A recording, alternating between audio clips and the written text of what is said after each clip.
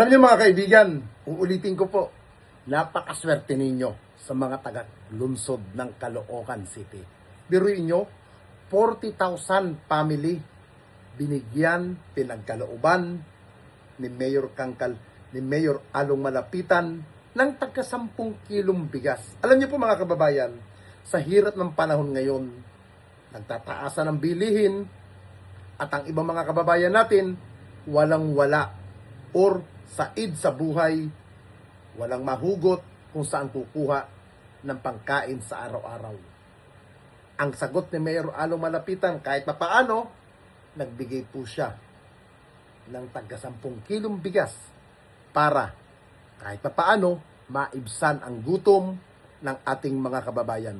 Pagpapatunay lamang na hindi lang puro konkretong salita, konkretong iniisip, bagkus inuuna niya kung anong pangangailangan ng kanyang mga kalugar dyan sa Caloocan. Kaya, mabuhay ka, Mayor Along Malapitan. Naway gayahin ka pa ng mga ibang kababayan natin at ng mga ibang lokal na pamahalaan na gayahin ang mga ginagawa mo para sa ikauuna at ikabubuti ng kanyang mga kalugar.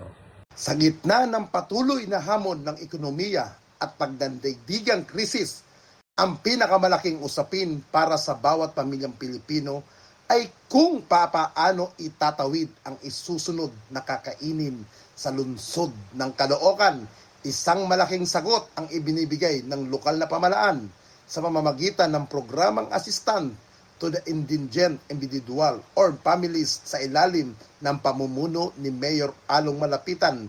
Higit 40,000 na mga taga-Caloocan ang nakatanggap ng tig sa 10 kilong bigas. Ang inisyatibang ito, pinanduhan mula sa Local Government Support Fund, ay bunga ng matibay na pagtutulungan ng pamalaang lungsod ng Caloocan at ng pamalaang nasyonal. Hindi lamang ito basta pamimigay ng ayuda. Ito ay isang estratehikong hakbang upang alalayan ang mga mamamayan higit na nangangailangan at direktang bawasan ang kanilang pang-araw-araw na gastusin. Sa panahon ng presyo ng mga pangunahing bilihin ay tila walang hinto sa pagtaas. Ang 10 kilong bigas ay malaking kabawasan sa isipan ng ima o ina na nagbabalikat sa pamilya. Ang tunay na liderato ay hindi sinusukat sa dami ng salita, kundi sa bilis at bigat ng aksyon sa panahon ng kagipitan. Pinapakita ng programang ito na ang pamalaang Caloocan ay hindi bingi sa salapi ng hirap sa halip. Maging positibo, pinatunayan ni Mayor Along Malapitan na ang krisis ay tinatapatan ng konkretong solusyon. Ang pag-abot sa mahigit 40,000 benepisyaryo ay patunay ng maayos na sistema at tapat na serbisyo. Ang programang ito ay isang malinaw na mensahe.